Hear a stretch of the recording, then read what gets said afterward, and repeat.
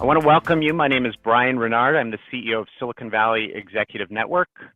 No virtual backgrounds here. What we're doing today is we're hosting a series of sessions on critical topics that companies are facing during the global pandemic, where companies must rethink everything about what they're doing. Today's session is on innovation and how companies need to reshape their strategies around that. I have a moderator who is Jerome Nadell. He's a longtime Chief Marketing Officer, General Manager, and Design-Led Thinking Executive. He's fortunately going to moderate for us today, and I'm going to hand it over to him. Jerome, I'll let you take it from here. Thank you, Brian. I think we've got a super panel today, and the notion here is innovation in our post-COVID world. They say disrupt or be disrupted. Well, clearly this pandemic has been disruptive. There's much discussion on how the industry and humanity will react to the new normal. And our thinking here is to really focus on how to be proactive and not just reactive. Let me introduce our panelists. Firstly, we have Jeffrey Moore, multi-time author, speaker, 8 books, I believe, starting with Crossing the Chasm. Welcome, Jeffrey. Nice to be here. Thanks, Jerome. Thank you. We have Sarah Bach, who's the Chief Product Officer at Equinix, and she was the Chief Marketing Officer previously, taking on the totality of product portfolio for Equinix. Welcome, Sarah.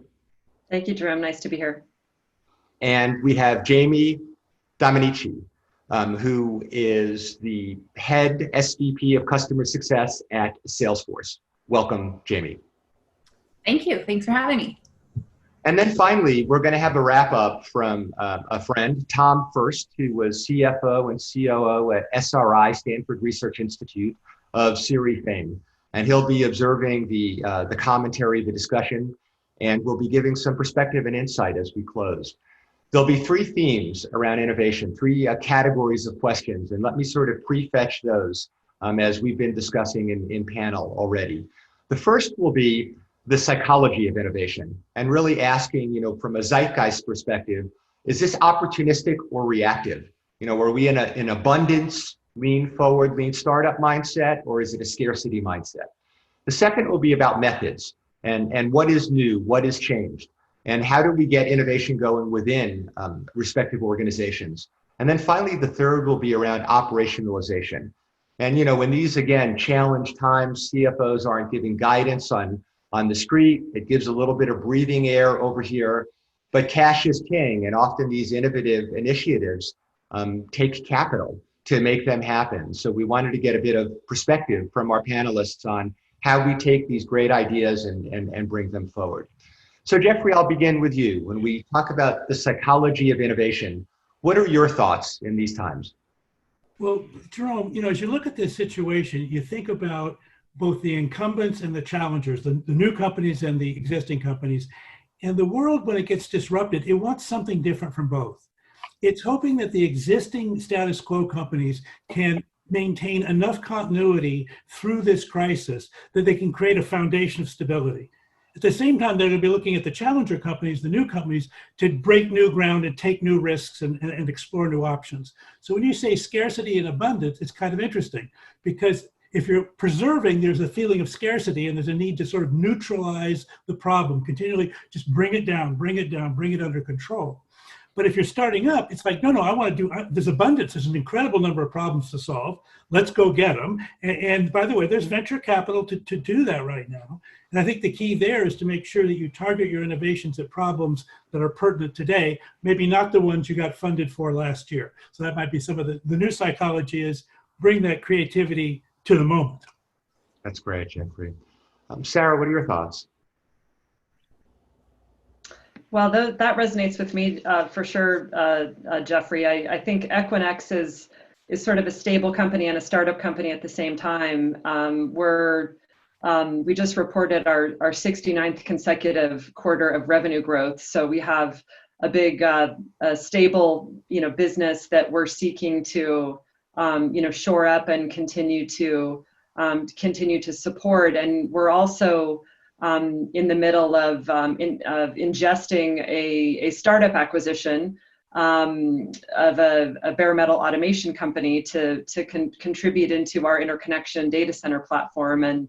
And so we have both the principles probably of opportunistic and mindsets as well as scarce mindsets, that are driving how we think about caring for our current business while we work to innovate quickly against a startup platform that's now part of our fold. I mean, the thing that I have kept coming back to as we think about adjusting to the COVID environment that we're in is that I think successful innovation for us at this time really comes down to two big things in either of those dynamics, the startup dynamic or the stable dynamic. And one is making sure that you are able to listen to your customers. And one of the silver linings that we've experienced at Equinix is actually, quite a bit more time, amongst ourselves in the company, as well as amongst our customers to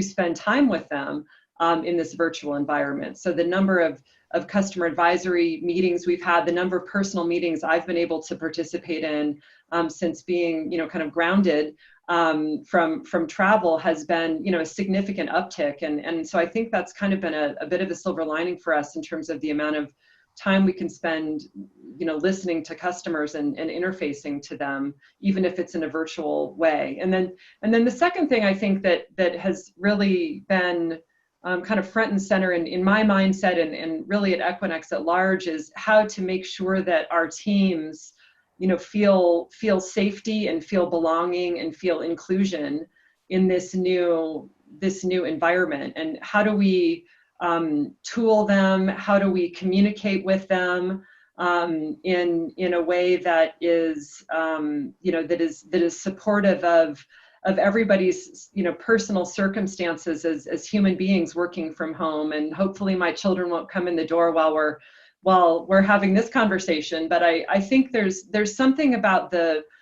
humanness and the human condition that we're all in, and the challenges we're all facing to wear many hats, at one time, that kind of honoring that and how we care for that as leaders during this time is what is very important for, allowing people to have the mindset to continue to think creatively and to continue to forge ahead despite, a different level of uncertainty perhaps than may have existed in the past. So staying close to customer and taking care of the inner family and empowering them through context is great, but 69 consecutive quarter-on-quarter growth gives confidence. And I guess Jamie, coming over to you, it feels Salesforce has had quite the run, and confidence seems to have no limits. So what are your thoughts about the psychology and affect of colleagues at Salesforce? Well, I think that at Salesforce, and by the way, my role is in customer success. So it's so interesting because I have the whole job of thinking about how we connect with customers. But what's so interesting is COVID has really disrupted our whole even business unit, because in the past, customer success was something that would happen post-sale, right? It would kind of be the after effect. But now this model, day one, changed because in this new world, we have to adapt, but there's no playbook. Right? We don't know how we're adapting. So what the immediate change that happened is we had to look to customer success to lead, through this time of uncertainty. And the way that we did that was by listening to our customers. And from day one, we started listening, and then we used that to bring back to our organization to drive innovation in this new world. So when you think, is it opportunistic or is it reactive? I think it's a little bit of both. We started from a place of reactivity because we had to adapt. What does a customer need? What is this new normal? What are these new use cases? And then two, it also has become an opportunity. I think we have a philosophy: with crisis comes opportunity. I don't think we knew how much crisis we'd be looking at when we said that. But now I think because something that Salesforce is very good at is adapting quickly, and we're used to change. We're used to innovation. It is our value in our values. And I think that set us up to kind of react quickly. And because of that, we're finding opportunity in this time of unknown. So Sarah and Jamie, you're on the inside. Obviously, Jeffrey, you're a an advisor to so many key corporations like Salesforce. And I imagine when you come in, in the simple dichotomy, the glass is either half empty or half full. So maybe give perspective, typically more half empty or half full, and psychologically, how do you manage that? Yeah, I'd like to put in a word for the companies that are not as successful as Equinix and Salesforce, which are both amazing stories. And the interesting problem there is this pandemic has knocked a bunch of people off of their sweet spot, and there's a lot of confusion. It's clear that one of the things you learn from that is the methods that you have for going to work and the metrics that you had planned in January are no longer applicable. But a scaled organization has to organize around methods and metrics. So how do you readjust once you've been knocked off your game plan? And one of the things that's interesting to watch is, and Salesforce is particularly good at this, is you have to go back to mission and values. You got to go back to what is our purpose, what is our reason for being, and when you're going to be innovating, and your normal innovation plan has kind of been knocked off kilter. Okay, go back to mission and values. Why are we here? How has the situation changed by virtue of COVID? Now, how can we bring our talent to the game? And it's not so much about expressing our creativity, which sometimes in a time of abundance, you say, great, I just want to paint new pictures. But in a time of crisis, it's got to be, no, I need to put my creativity in service to the problem. So how do we reorient our company to do that? And that, I think, is a really key mission for any innovation organization. Sarah, I was on a brief conversation with Jeffrey the other day, and I don't want to put words in your mouth. I'm paraphrasing here, but my takeaway was that products are not nouns, they're verbs. There's a story behind them. They do something. And, from somebody with a user-centered design background, we would talk, really about personifying and understanding use cases. With Agile, we talk about user stories and the like. So in your view, do these stories, the verbs of product, does that help your team connect around mission and go to market and innovation? Very much so, I'd say. I mean, I think that the interesting thing about the time that we're in as a business, and maybe this resonates with others as well, is that we are going through our own digital transformation. At Equinix, we're a 20-plus-year-old company, and we are learning new ways of managing our business and our own internal operating model at the same time that we are advising our customers on digital transformation and how they can leverage our capabilities to make their businesses more digital and more successful. And so that construct that the product is a verb, that the product is an experience that you're delivering is something that in some senses has been an evolutionary thing for our company, which is accustomed to selling very physical things. And as the world has transformed, we're selling, very, very virtual things. I know Salesforce is someone who's been in the virtual world for probably a lot longer than we have. But I think there's the point inside of there that I think is worth highlighting in this time of confusion is clarity. Clarity is one of the most important things, I think, in terms of how you think about your methods, your innovation methods. And I think often sometimes it's easy to think of innovation as the process that you want to be messy and you want to be, you want it to be kind of organic. And I think one of the things one of the areas where we've had to adapt a little bit is in thinking about how to put more clarity into our innovation processes and actually put more clarity into our roles and our accountabilities as a company as well. And so I think one of the things that maybe is a way to insulate or a way to assist in this time of confusion around all of your external factors in the world is to make sure that you're really working on bringing clarity to the internal factors of the world, how you want to collaborate on things, whose role, who's doing what to who, and we've been putting more time, I'd say, into seeking to establish that and really over communicating it. And and we went on that journey not necessarily, anticipating COVID, but I'd say that that's been something that we've really been working to accelerate as a result in terms of supporting innovation continuing, but in a way that is more virtual. Mm. So that bridges us into methods. And Jamie, what Salesforce as the head of customer success, you have all of these contextual learnings. Maybe walk us through a bit how this happens. You have these customer interface, customer insights. You bring them back. Is it more of a minimum viable? You look at the efficacy of the potential revenues. Walk us through a bit on these methods and how they work at Salesforce. So I think in building on what Sarah said, it's first is focus. Behind that has been speed and this rapid innovation. But I think focus is super important. When we started out, it's not that we had lost focus, but the focus had changed. And so quickly we had to identify, what are we trying to do?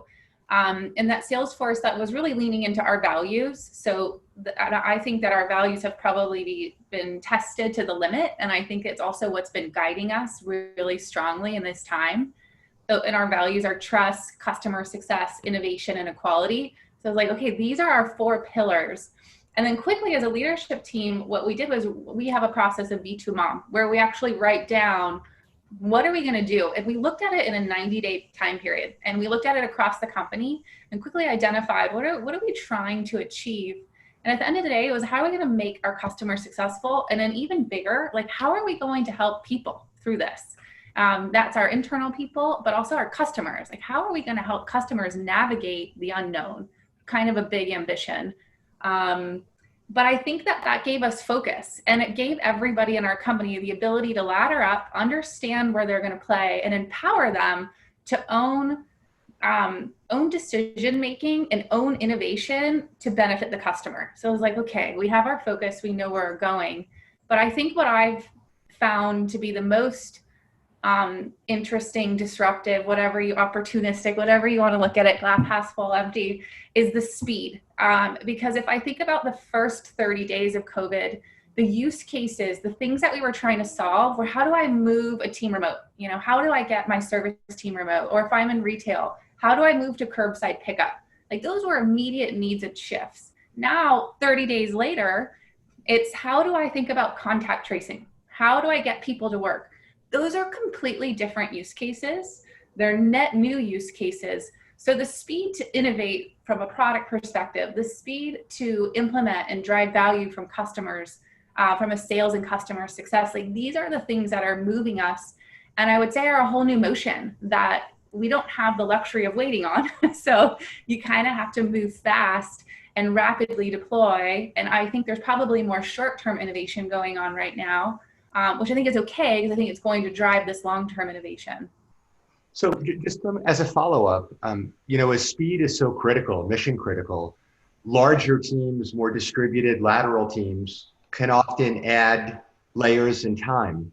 You mentioned the executive team getting together. Are there times, and then Jeffrey, I'm going to ask you to follow up on this as well. Are there times when it's better to go top down and distribute out, or of that sort of cultural mindset where you carry on with good ideas come from anywhere, let's percolate them up? Well, I'll jump in for a second. Okay.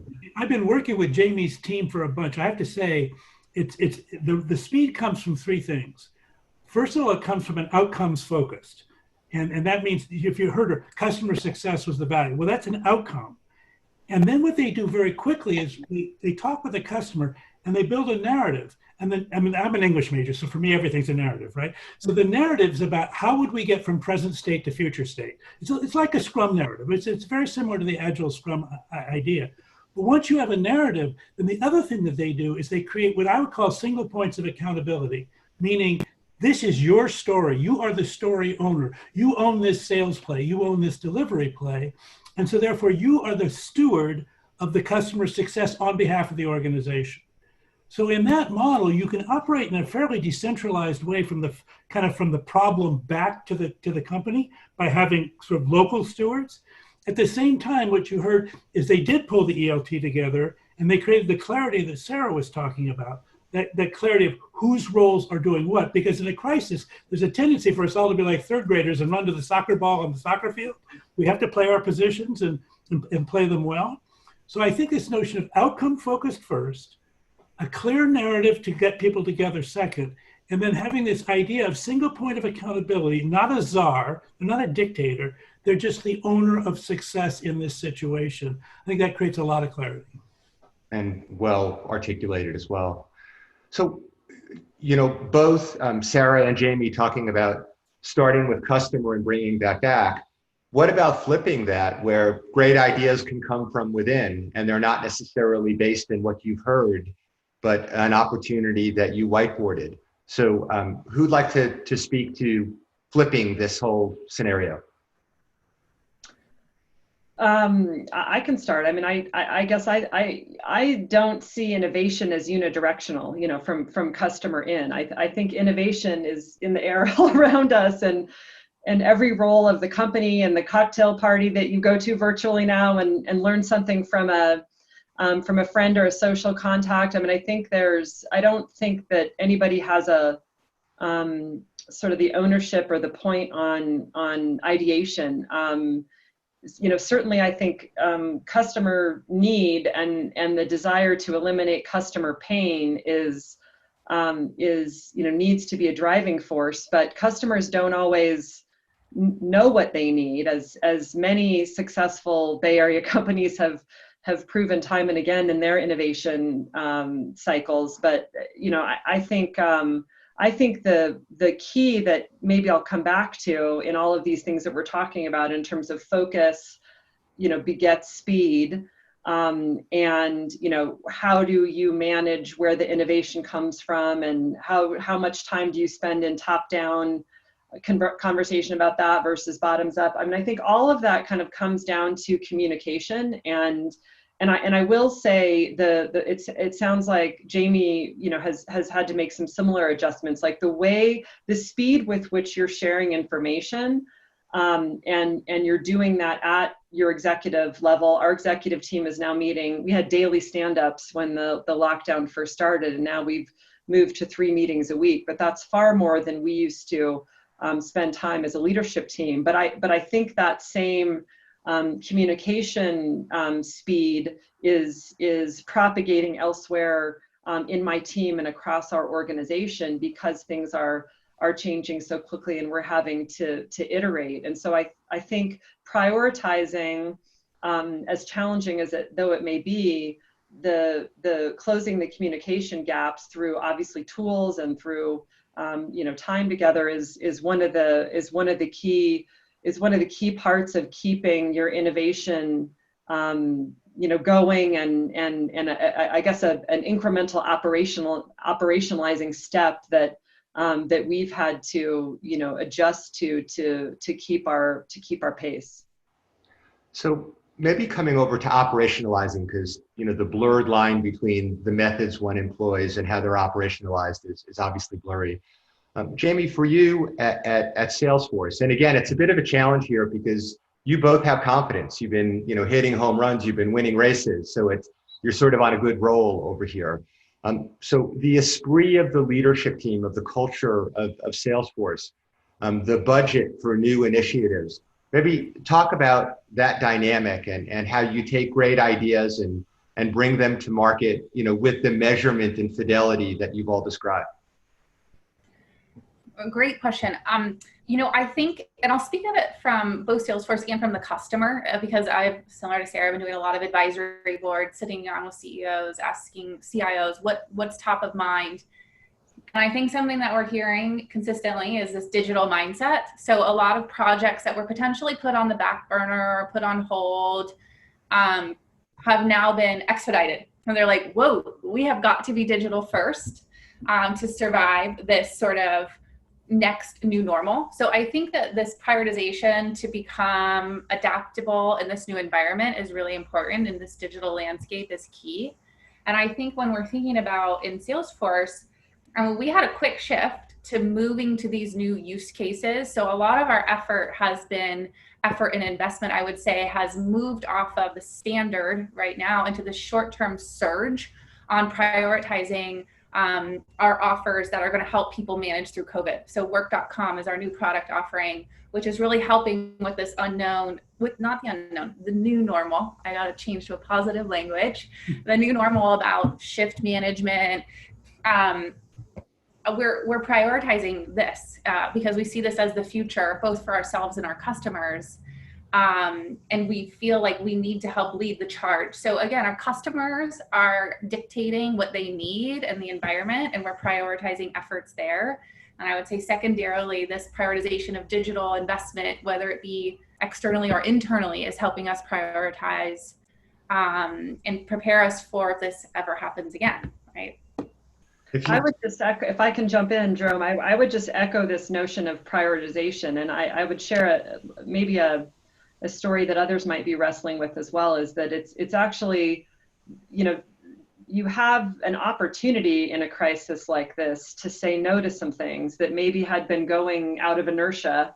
But when you put a steely eye on it, you think, perhaps those don't rise to the fold of being as important. And so I think there's a blessing in here in the sense of really having an opportunity to question orthodoxies. And that's actually been hard for my team. I mean, people are invested in what the plans that we've made. And so it's actually been a bit of a challenge when operating in a performance and kind of milestone driven organization who wants to deliver, to ask them, what are you going to say no to? Like, what should we cut from the list so that we can make sure that we're putting our energies against the things that are most critical or that customers most need.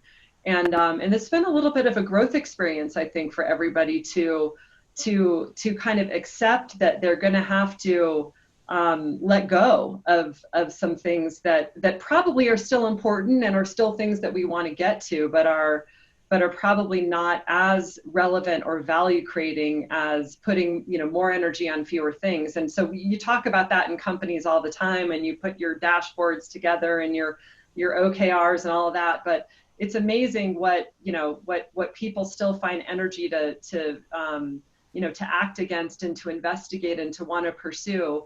And this has been an opportunity for us to really, retool that a little bit. And it's, even though that's been a behavior change and a new muscle for my team, at least. Let me build on what Sarah just said for a second, because I've been working with a number of companies around this notion of having different zones that have different priorities and different governance models. And she's been talking about the performance zone and how the performance zone always has a stack of things, and there's always that, how do you prioritize and how do you get to it? We've been talking also about an incubation zone. And then the idea behind an incubation zone is to protect incubation against the other forces around you. And right now, if you're going to do challenger incubation, next generation innovation, you've got to protect it. And so we talk about having a kind of a venture capital protective model where you govern it differently, you fund it differently, you sequester it from the performance zone and the productivity zone's normal operating models. And that's important because you still want to hold it accountable. In fact, now more than ever, but you want to hold it accountable to venture-oriented success, not performance zone success. It's not about making the number, it's about hyper growth in the new area. So that notion of zoning, I think, is going to be an important way to maintain discipline during what is frankly a very challenging management area. Brian, it would be great when you post this discussion to have a link to this notion of zones, because I think it's a great frame to be thinking in. And Jeffrey, I'd consider giving a chapter to each of your colleagues over here in your next book. Exactly. So, great.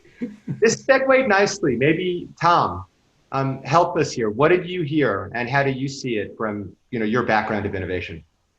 Yeah. So first of all, this has been a wonderful conversation. Some really smart people adding great comments throughout. At the end of the day, at the 50,000 foot level, innovation has always been about finding really big, important needs and problems, and then putting powerful solutions to work to fix them. And one of the first things I noticed about almost everyone's comments were about the customer, right? And, we initially reactive think, well, how am I going to get my company through it? And that's certainly important, and that's a part of what I heard. But a big part of it is, how am I going to get my customers through it? How am I going to think about what they're thinking about? And getting that appreciation. I mean, some of this is emotional maturity and just focusing on the needs of other people. And the customers are part of that. Jeffrey, I think your comment about going back to basics in terms of missions and values is where that starts. And then it's adapting them. A second thing that I resonated with is this issue about operationalizing. There was a time around the tech boom that SRI went from largely a single monolithic entity all in one spot to one that was highly distributed because of both customer locations and the fact that we couldn't hire programmers in Silicon Valley as a not-for-profit. We needed to set up organizations around the country, typically near large universities. And that active distribution is not unlike what's happening to the management process inside of all these organizations today, when so much is remote. You don't have people down the hall, you don't have all the meetings in person. And that has real implications for the kind of management skills you need to bring to the process. I think Sarah made some great points. You need to be, first of all, focused more on the person you're talking to and needing to obtain something from. You've got to deal with their needs and all the soft skills related to just being remote, but not letting that negatively impact the quality of the management and the dialogue that's occurring. And I think that was absolutely important. There's an implication for that, by the way, in an area we haven't talked about, which is training. What is the individual skill set that we need to bring to the surface in our staff? The World Economic Forum does every couple of years a report on the future of jobs. And their last one in 2018 talked about the fact that complex problem solving and innovation was not just the key skill set that individuals need then, which was 2018, but it's the one that they're going to need in 2022. And I'm not really sure I see that changing at all. So when we think about how we develop our staff to deal with this better world, things like complex problem solving and innovation skills, the sort of things you folks have been talking about, I would suggest are important. It is a time of opportunity and risk. I'll close my comments with a call I got a few days ago from somebody from the San Francisco airport. And they're trying to figure out how to survive, what actions they need to take. And the first part of the conversation was the obvious, well, number one, it's up to the virus. And number two, the airlines themselves are probably more important to the answer to your good question than what the airport can do. But just think about what you bring to that system. Think about baggage claim. Think about the fact that you've got 12 turnstiles, but all 4 of the flights that just came in are around 1, and you've got hundreds of people standing 3 deep. Have you ever considered just completely reimagining that process? And there's probably an analog to that in so many of our businesses today. And if we just think about it flexibly with a new mental framework that anticipates COVID, but we bring the same kind of skills that got us to where we are, I think those will serve us well, actually. So I'm going to stop there, Jerome. If there's questions about what I just said, be happy to answer it. Oh, those are great. You know what? Let's play a word game and we'll close on that. And it's unfair because I'm asking the question, so I already thought of my 3 words, but I'll be. And my 3 words, in what I've heard from you all, are listen, care, and story. And obviously, Jamie, it's your job to be customer centric and be out listening, listen actively, listen intelligently. I thought, Sarah, the way you brought it into the culture about caring about your own people and their journey and being part of it and empowered through that. And then story, Jeffrey, you used narrative, but we could use those words interchangeably in this context, that it is about the story and the power of story. So my 3 are listen, care, and story. Jamie, you want to go? Yeah, you caught me off guard there. I'll go for. I have my three, James. I'll give you. You go. I'll give you a little break, okay? So mine were verbs, and then I'm kind of inspired by both what Jamie and Sarah said. So focus, I think it's the first one. Clarity, focus, then followed by invent, which is kind of the whole point of this, and then commit. And so for me, that's the three that matter. Nice. Nice. Well done. I know why Jeffrey went first, because he took all the good ones, and we have to come up with something else. My three, I like to use verbs as well, but I don't know if I can make all three verbs. Mine would be communicate, iterate, and maybe my third would just be optimism. Phrased as be optimistic. I think there are. I think bringing positivity to the situation, and for the individuals that you interact with, and for the problems at hand is an amazing salve and an amazing accelerant for both how we as a human population battle this crisis that we're dealing with, but also how we thrive and help our companies continue to grow and succeed and serve customers. When we have a winning mindset, by definition, we are a winner. Okay, Jamie. Oh, now I'm ready. Okay. I would say my first one's vision. And I think that we didn't talk about it, but this is a tough time to lead. And so I think that our leadership really has to set a vision, which is key for people to have something to rally and follow. 2 is probably speed. So how do you continuously adapt and rapidly innovate? And 3 is kind of the structure. You need structure in order to foster innovation in unknown times. And I think that's everything from communication to daily stand-ups to the role of the PMO has never been more important, right? To help kind of guide us through the chaos. So. What a great word cloud, because there's overlap, but actually there's nuances in the words that we've selected. Tom, why don't we close on your 3? Yeah, so first of all, I will say that I agree with everything that's been said in the last 90 seconds, but you said 3, so I'll pick my own. I'd start with customer. It's never, you can't be wrong going there, listening to them. The second one I'll talk about is empathy. It's never been more important to really listen.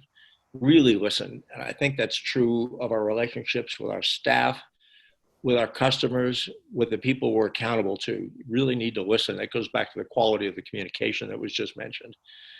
And the third thing I will talk about is execution. If you just think about this as startups or big companies, frankly, one of the biggest reasons organizations fail is that they don't execute well against an otherwise well-founded plan.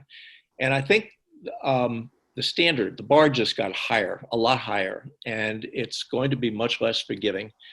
So get the plans right for sure, but then execute against what you decide is the right way forward. That's great. Jeffrey, Sarah, Jamie, Tom, thank you. Brian and Sven, thank you for everything you do and the platform for these great folks to be heard. Everyone have a great day. Stay safe. Jerome, I'd also like to let Tobias Jurgen, who's a well-known innovation strategist, disciple of Jeffrey Moore, longtime member of the Silicon Valley Executive Network and advisor on innovation initiatives, to provide some of his commentary and observations on what the panelists and you spoke about. So Tobias, could you share some of your commentary, and we'll end on that note. Thanks.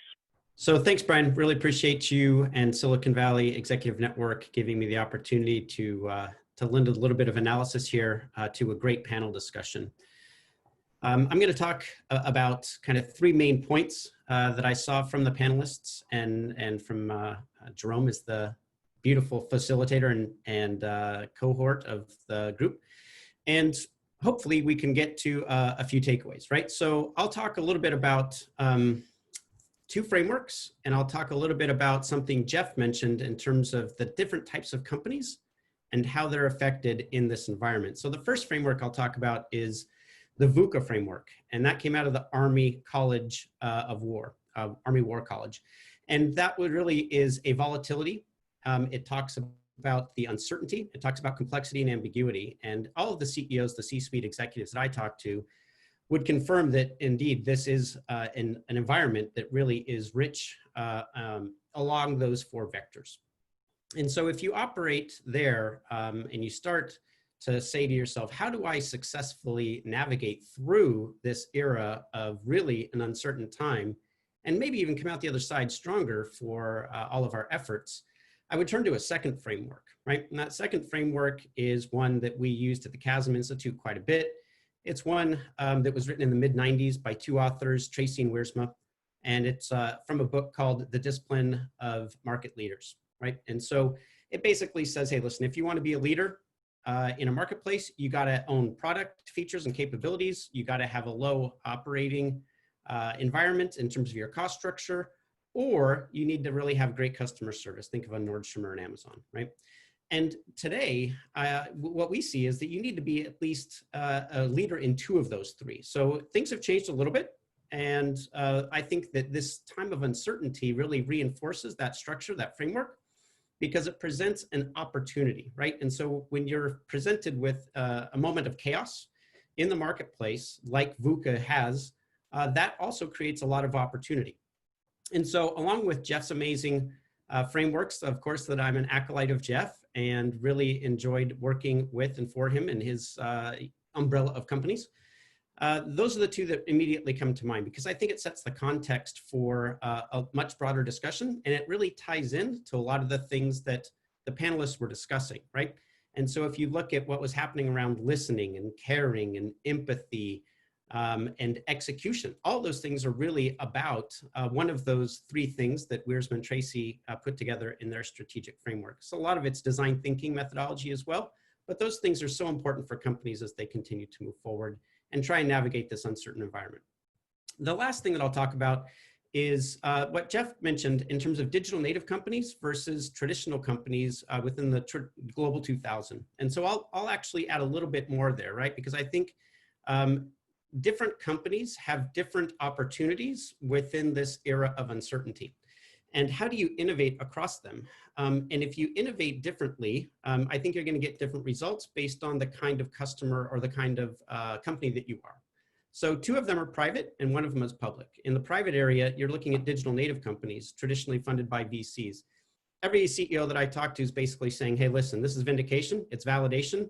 We're going to step on the accelerator. We know we've got an advantage in terms of our business model, in terms of the way that we work, in terms of our organizational structure, in terms of our cost structure, in terms of our culture. And they are reinvesting in those businesses, and VCs are pumping more money into those businesses that already have a little bit of momentum behind them. So that's the first thing. And the second thing, even within that first bucket for the private companies, is private equity companies.